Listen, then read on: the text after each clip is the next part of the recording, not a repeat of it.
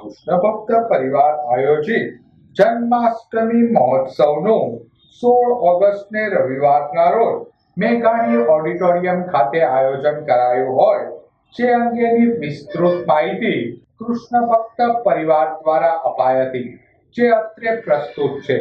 भयो जय कन्हैया लाल की, हाथों में माखन मुंह पे मुस्कान मन मोहे नंद लाल की। भावनगर की इस भूमि पर जन्माष्टमी की पावन तिथि मनाई जाने वाली है, जो मनाई जाएगी 16 अगस्त शनिवार को मनाई जाएगी 9 रात को 9 से 12 और हम मिलेंगे मेघाणी ऑडिटोरियम हॉल, सरदार नगर, भावनगर। इस कार्यक्रम में कई अनोखे कार्यक्रम होने वाले हैं, जैसे ड्रामा, नृत्य, कृष्ण लीला, मटकी फोड़, महाअभिषेक, महाआरती और कई अनोखे कार्यक्रम होंगे।